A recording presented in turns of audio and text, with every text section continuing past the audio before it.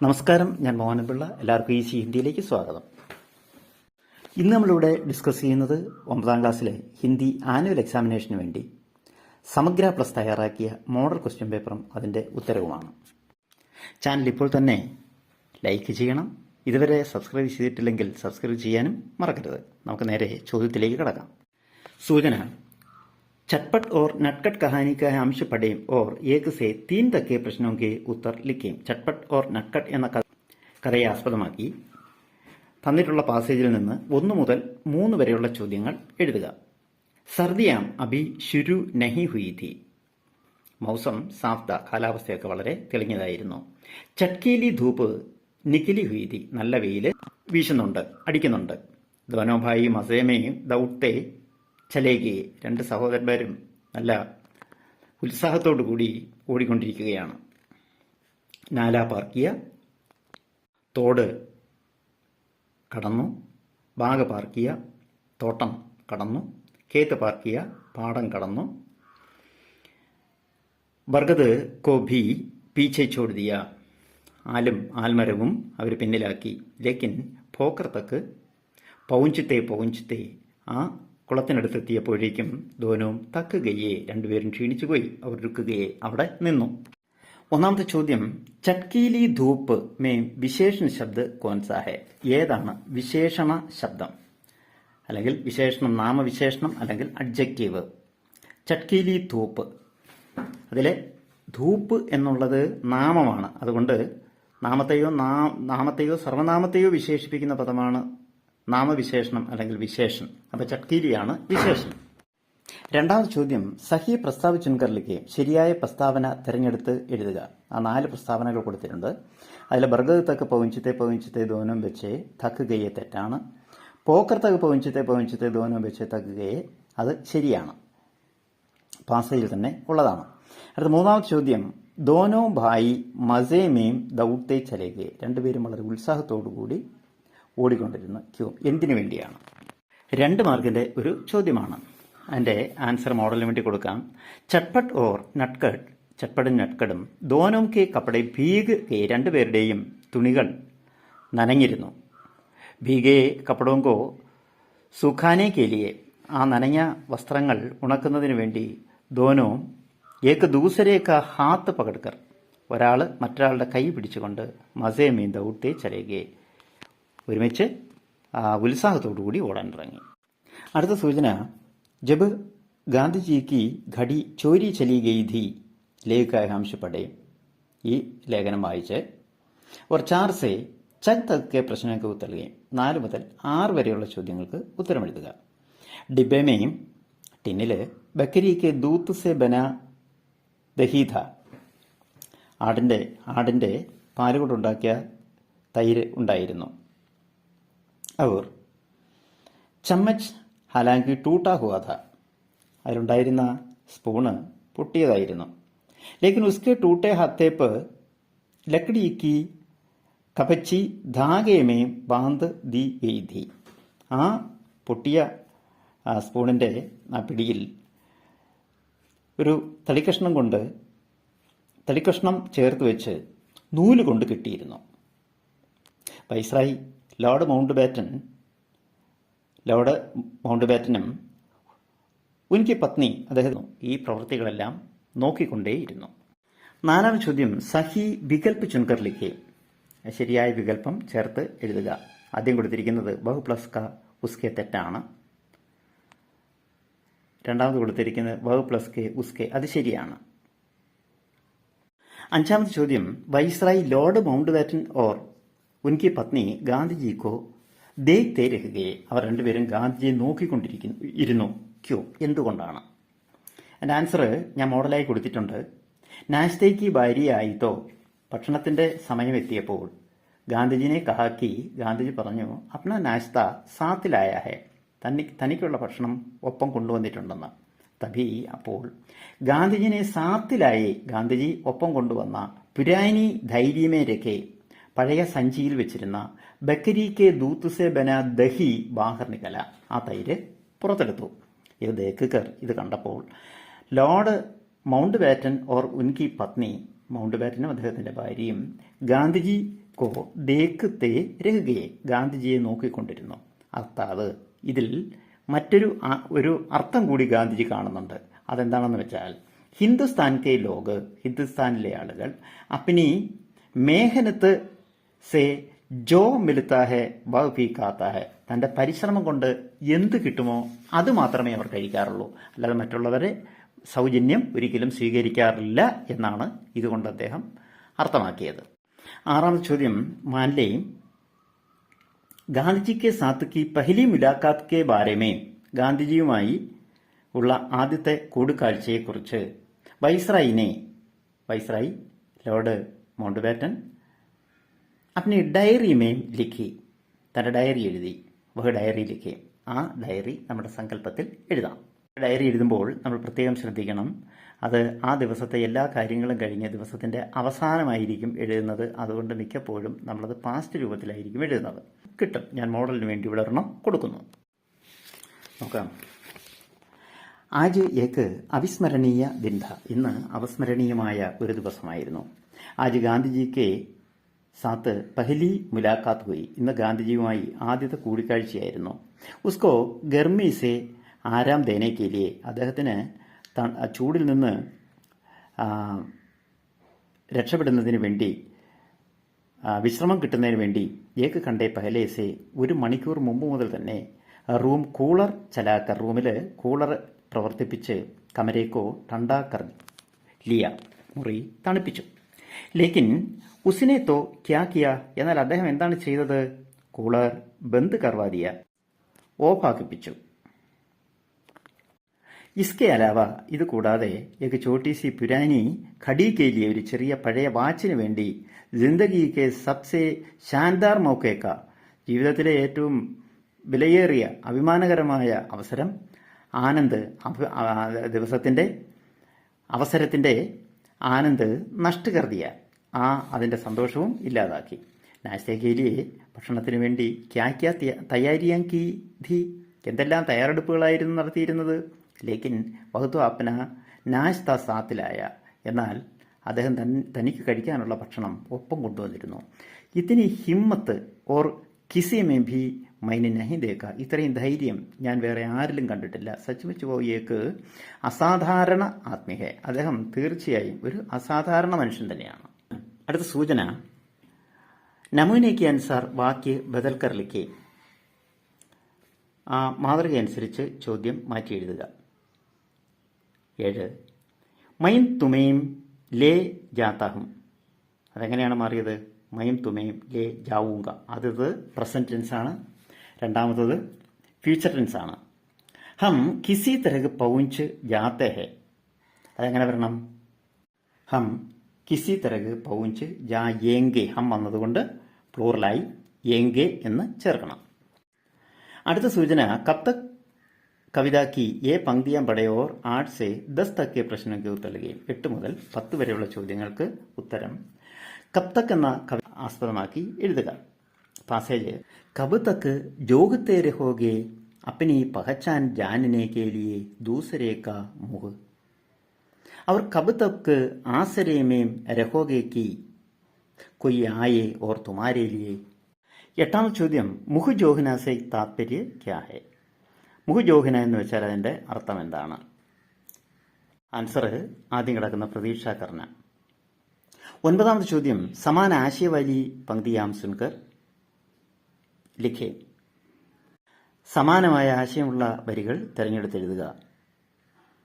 അപ്ന പരിചയ ജാനനെ കെ ലിയെ ദൂസരോं का इंतजार नहीं करो, നമ്മളെക്കുറിച്ച് അറിയുന്നതിന് ഒരിക്കലും മറ്റൊരാളെ പ്രതീക്ഷിച്ചിരിക്കരുത്.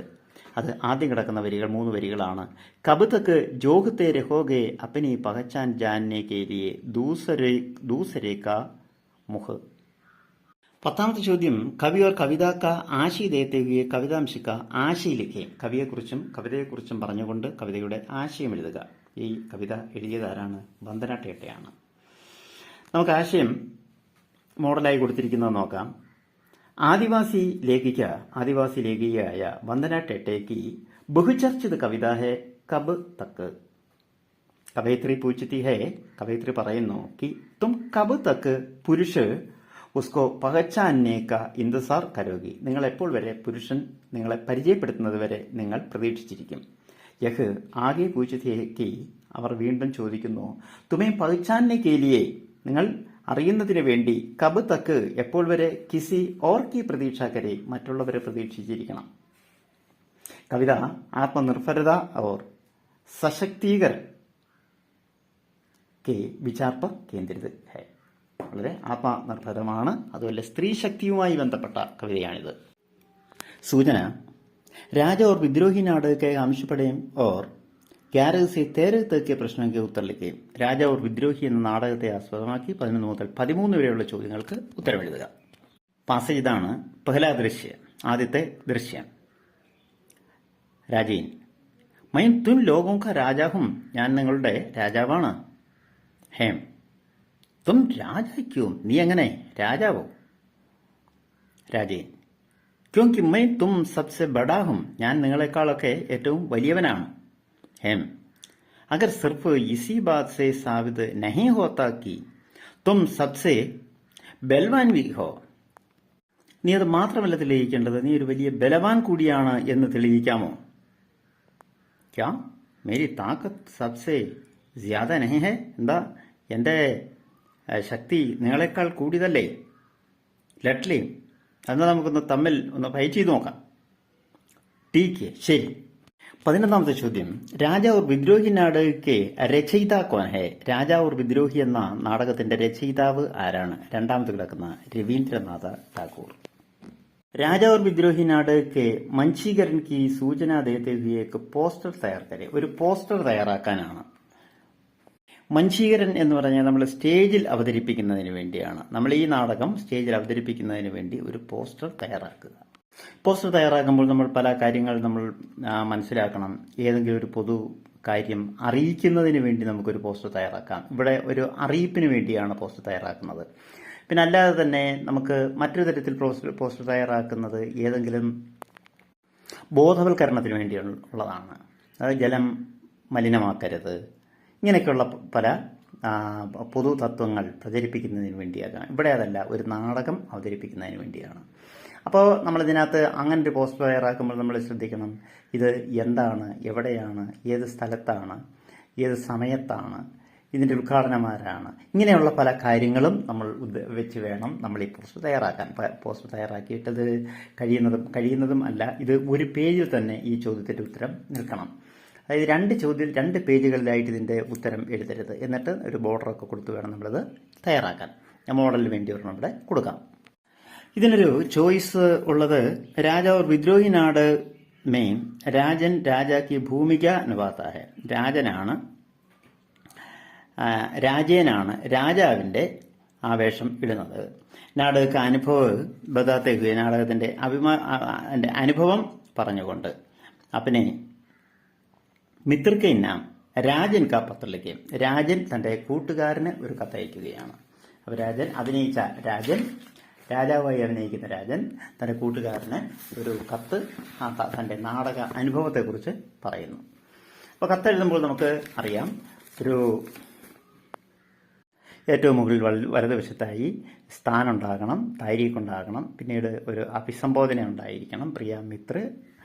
അത് കഴിഞ്ഞിട്ട് ഒരു ഇൻട്രഡക്ഷൻ, അത് ബോഡി ഓഫ് ദി ലെറ്ററിലെ 3 തിരിക്കണം. ഇൻട്രഡക്ഷൻ ഉണ്ടാകണം. അത് കഴിഞ്ഞിട്ട് പ്രധാനപ്പെട്ട കാര്യങ്ങൾ ഉണ്ടാവണം, ഒരു കൺക്ലൂഷൻ ഉണ്ടാവണം, പിന്നീട് ഒരു നല്ലൊരു കോംപ്ലിമെൻ്ററി ക്ലോസ് ഉണ്ടാവണം. എൻ്റെ പ്രിയപ്പെട്ട കൂട്ടുകാരൻ, പ്യാരെ ദോസ്ത് എന്നൊക്കെ പറഞ്ഞുകൊണ്ടുള്ള ഒരെണ്ണം ഉണ്ടാകണം. പിന്നീട് ഒപ്പ്, അതിനിടയ്ക്ക് പേര്, പിന്നീട് സേവാമി ടു അഡ്രസ്സ്, ആർക്കാണോ അയക്കേണ്ടത് അയാളുടെ അഡ്രസ്സും താഴെ എന്തെങ്കിലും നമുക്ക് പറഞ്ഞിട്ടുണ്ടെങ്കിൽ അതനുസരിച്ച് എഴുതാം. ഇതൊരു കൂട്ടുകാരൻ എന്ന് മാത്രമേ ഉള്ളൂ. അപ്പോൾ നമുക്ക് നാം പദ എന്ന് മാത്രം വെച്ച് അതിനെ വേണമെങ്കിൽ ഒരു ബോക്സിലാക്കി വയ്ക്കുകയും ചെയ്യും. അപ്പോൾ ഈ ഒരു തരത്തിലാണ് നമ്മളൊരു കത്ത് എഴുതേണ്ടത്. ആ ഒരു മോഡലിന് വേണ്ടി ഞാനിവിടെ ഒരെണ്ണം കൊടുക്കുന്നുണ്ട്. അടുത്ത ചോദ്യം, 13ാമത്തെ ചോദ്യം. കോഷ്ട സെ സഹി ശബ്ദ ചുൻകർ വാക്യക്കോ ആകെ ബഡായി. ബ്രാക്കറ്റിൽ കൊടുത്തിരിക്കുന്ന വാക്കുകളെ ഉപയോഗിച്ചുകൊണ്ട് താഴെ തന്നിരിക്കുന്ന സെൻറ്റൻസിനെ നമ്മൾ മുന്നോട്ട് കൊണ്ടുപോകുക. അതായത് മുന്നേ നമ്മൾ വാക്യ പിരമിഡ് തയ്യാറാക്കുന്ന ഒരു രീതിയാണ്. ഇപ്പോൾ നമുക്ക് ഇങ്ങനെ ഈ രൂപത്തിലാണ് ചോദ്യങ്ങൾ ചോദിച്ചു വരുന്നത്. അപ്പോൾ നോക്കാം, ഗൗരവ് ജനതാക്കി, ഇത് രണ്ടെണ്ണമാണ് ചേർത്താണ് നമുക്ക് മുന്നോട്ട് കൊണ്ടുപോകേണ്ടത്. അപ്പോൾ നമുക്ക് ഇങ്ങനെ എഴുതാം, കവി ലിഖ് രഹാ ഹെ, കവി എഴുതിക്കൊണ്ടിരിക്കുന്നു. കവി ഗാഥ ലിഖ് രഹാ ഹെ, ഗാഥ എഴുതിക്കൊണ്ടിരിക്കുകയാണ്. കവി ഗൗരവ് സേ ഗാഥ ലിഖ് രഹാ ഹെ, അവിടെ നമുക്കതങ്ങനെ ഗൗരവ് എന്നുള്ളതിനെ അങ്ങനെ ചേർക്കാം. കവി ഗൗരവ് സേ ജനതാ കി ഗാഥ ലിഖ് രഹാ ഹെ. അപ്പോൾ ഒരു തരത്തിൽ എഴുതുമ്പോൾ അതിൻ്റെ ആൻസർ. അടുത്ത സൂചന, ബോൺസായി കവിത की पंक्तियां पढ़े और प्रश्न 14 और 15 के उत्तर लिखें. 14-15 ചോദ്യങ്ങൾക്കുള്ള ഉത്തരങ്ങൾ ബോൺസായി കവിതയുടെ താഴെ പറയുന്ന വരികൾ വായിച്ച് ഉത്തരം എഴുതുക. തുമനെ ആംഗൻ സേ ഖോദ് കർ മുझे ലഗാ ദിയാ സുന്ദര ഗമലേ മേ, നീ എന്നെ മുറ്റത്ത് നിന്ന് കിളച്ചെടുത്ത് നല്ല സുന്ദരമായ പൂച്ചട്ടിയിൽ എന്നെ നട്ടു. फिर സജാ ലിയ ഘർ കെ ഡ്രോയിങ് റൂമിൽ, പിന്നീട് എന്നെ കൊണ്ടുവന്ന് ഡ്രോയിങ് റൂമിൽ, വീടിന്റെ ഡ്രോയിങ് റൂമിൽ കൊണ്ടുവന്ന് അലങ്കരിച്ചു. ഹർ ആനെ ജാനെ വാല ബഡി അസത്ത് സേ ദേഖ്താ ഹെ, വളരെ കൗതുകത്തോടുകൂടി വരികയും പോവുകയും ചെയ്യുന്ന ആളുകൾ നോക്കിക്കൊണ്ടിരുന്നു. അവർ ധീരെ ധീരെ മെയിം ബോൺസായി മേ തബ്ദീൽ ഹോഗി, ഞാനങ്ങനെ മെല്ലെ മെല്ലെ ഒരു ബോൺസായിയായി മാറി. 14ാമത്തെ ചോദ്യം, ബോൺസായി കിസ് വിധ കി രചന ഹെ. വിധ എന്ന് പറഞ്ഞാൽ ഏത് തരത്തിൽപ്പെട്ടതെന്നാണ് അർത്ഥം. ഏത് തരത്തിൽപ്പെട്ട രചനയാണ്, ഒരു കവിതയാണ്. അടുത്ത 15ാമത്തെ ചോദ്യം, സഹി മിലാൻ കരേം, ശരിയായിട്ടുള്ളത് ചേർത്ത് എഴുതുക, പരസ്പരം ചേർത്ത് എഴുതുക. ആദ്യം ഒരു പോർഷൻ തന്നിരിക്കുന്നു, അതിന് സമാനമായിട്ടുള്ളത് മറ്റേ പോർഷനിൽ നിന്ന് അതിന് നേരെ എഴുതാനാണ് പറയുന്നത്. അപ്പോൾ നമ്മൾ രണ്ടും വായിച്ചു നോക്കണം. ആദ്യം കൊടുത്തിരിക്കുന്നത് ഘർക്കെ ഡ്രോയിങ് റൂമേ, ആംഗൻ സേ ഖോദ്കർ, ബഡി അസർത്ത് സേ ധീരെ ധീരെ. അതിന് തുല്യമായിട്ടുള്ളത് ആദ്യം ഘർക്കെ ഡ്രോയിങ് റൂമേ, അതിൽ രണ്ടാമത് കിടക്കുന്ന ബോൺസായി കോ സജാലിയ, രണ്ടാമത്തത് ആംഗൻ സേ ഖോദ്കർ, മൂന്നാമത് കിടക്കുന്ന ഗംലേമേം ലഗാദിയ, അടുത്തത് ബഡി അസർത്ത് സേ, നാലാമത് കിടക്കുന്ന ആനെ ജാനെ വാലോംനെ ബോൺസായി കോ ദേഖ് ലിയ, അടുത്തത് ധീരെ ധീരെ, ആദ്യം കിടക്കുന്ന മൈം ബോൺസായി മേം തബ്ദീൽ ഹോഗി. അടുത്ത സൂചന, രാജ ഓർ വിദ്രോഹി നാടക का एक अंश पढ़े और प्रश्न 16 और 17 के उत्तर लिखें. 16-17 ചോദ്യങ്ങൾക്ക് ഉത്തരം രാജ ഓർ വിദ്രോഹി എന്ന നാടകത്തിന്റെ ഈ ഭാഗം വായിച്ച് എഴുതാനാണ്. രാജ, ന്യായാധീശ് യൈസേ ബദ്മാശോം കോ തും സജാ ക്യോം നഹീ ദേത്തെ, ഇങ്ങനെയുള്ള തെമ്മാടികൾക്ക് നിങ്ങൾ എന്തുകൊണ്ടാണ് ന്യായാധീശ് ശിക്ഷ കൊടുക്കാത്തത്? ന്യായാധീശ്, ഇസ്ലിയേക്ക് ന്യായ ഇനീങ്കെ ഹാത്തമേ ഹെ, കാരണം ന്യായം ഇവരുടെ ഭാഗത്താണ്. ഓർ ഇൻകെ സാത്ത് പൂരി സേനാഭി ഹെ, മാത്രമല്ല ഇവരുടെ പക്കൽ സൈന്യം മുഴുവനുമുണ്ട്. ആ ഫി ഹം കാമോഷ് രഖിയെ, അതുകൊണ്ട് അങ്ങ് അബ് ഇപ്പോൾ നിശബ്ദനായി നിന്നാലും രാജമുകുട് ഉദാർ ദീജിയെ, ആ രാജ കിരീടമെടുത്ത് താഴെ വയ്ക്കൂ. ജനതാക്കി ഭീഡമേം ബിൽ ജായിയെ, ഒപ്പം ജനങ്ങളോടൊപ്പം ചേരൂ, അണിനിരക്കൂ. 16ാമത്തെ ചോദ്യം, എയ്സെ ബദ്മാശോം ഗോത്തും സജ ക്യോം നഹീ ദേത്തെ, എന്തുകൊണ്ടാണ് ഇങ്ങനെയുള്ള തെമ്മാടികൾക്ക് നീ ശിക്ഷ കൊടുക്കാത്തത്? യഹ് കിസ്കാ കഥന ഹെ, ഇതാരാണ് പറഞ്ഞത്? രാജ. അടുത്ത ചോദ്യം, രാജ ഓർ വിദ്രോഹി നാടകമേ രാജ കി ചരിത്രഗത വിശേഷതാവും പർ ടിപ്പണിയിലേക്ക് ഒരു ടിപ്പണി എഴുതാനാണ് പറയുന്നത്. അവർ ടിപ്പണി എഴുതുമ്പോൾ നമ്മൾ ആരെക്കുറിച്ചാണ്, എന്തിനെക്കുറിച്ചാണ്, ഇതേത് തരത്തിൽപ്പെട്ട രചനയാണ്, ഇതാരാണ് എഴുതിയത് തുടങ്ങിയ കാര്യങ്ങൾ കൂടി അതിൽ പ്രതിപാദിച്ചിരിക്കണം. ടിപ്പണി നിങ്ങൾ എഴുതിയത്, നിങ്ങൾ പഠിച്ചിട്ടുള്ളത് എഴുതിയാൽ മതിയാകും. ഞാനൊരു മോഡലിന് വേണ്ടി ഒരെണ്ണം കൊടുക്കുന്നു. ടിപ്പണി രാജാക്ക് ചരിത്രഗത വിശേഷതാവും പർ, രാജാവിന്റെ സ്വഭാവത്തെക്കുറിച്ചാണ്. രവീന്ദ്രനാഥ ടാഗോർ കാ നാടക് ഹെ രാജ ഓർ വിദ്രോഹി, രവീന്ദ്രനാഥ ടാഗോറിന്റെ നാടകമാണ് രാജ ഓർ വിദ്രോഹി. യെസ് നാടക കാ മുഖ്യ പാത്ര ഹെ രാജ, ഇതിലെ പ്രമുഖ കഥാപാത്രമാണ് രാജാവ്.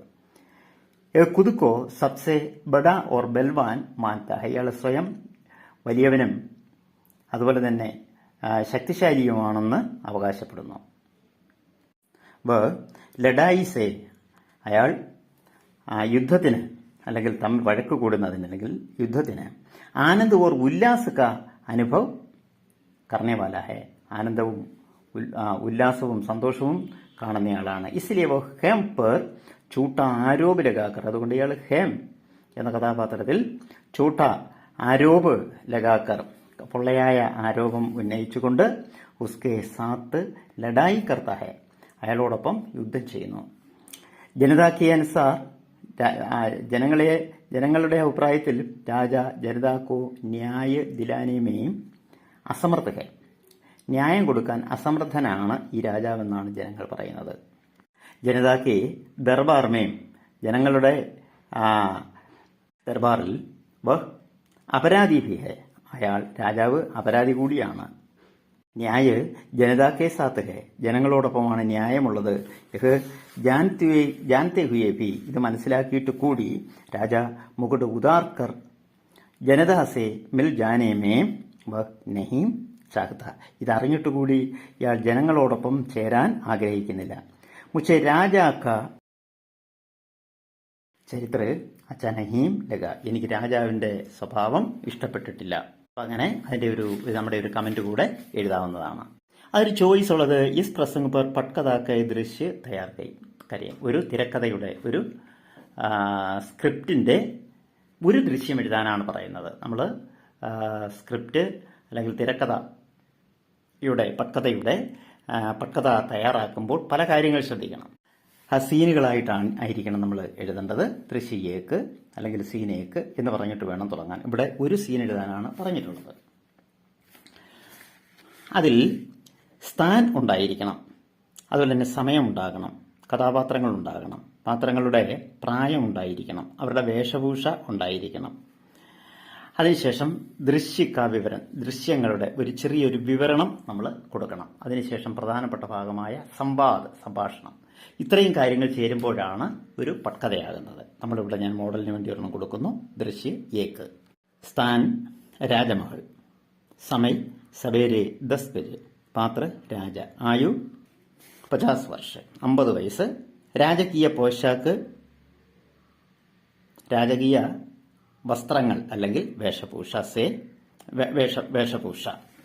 അടുത്ത കഥാപാത്രം സേനാപതിയാണ്. ആയു 40 വർഷം 40 വയസ്സ്, സേനാപതിക്ക് വേഷഭൂഷ, ഒരു സൈന്യാധിപന്റെ വേഷഭൂഷ.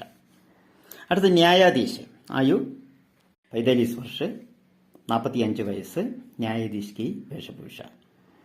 ഹേം ഓർ ജനത, ഹേം എന്ന് പറയുന്ന ഒരു കഥാപാത്രവും അതുപോലെ തന്നെ ജനങ്ങളും അവർക്കൊക്കെ ഉചിതമായ പ്രായവും വേഷഭൂഷയും, അവർക്ക് പല പ്രായത്തിലും പല വേഷത്തിലും ഉള്ളവരാണ്. അടുത്തത് ദൃശ്യക വിവരണം, ഒരു ദൃശ്യത്തിന്റെ ഒരു വിവരണമാണ്.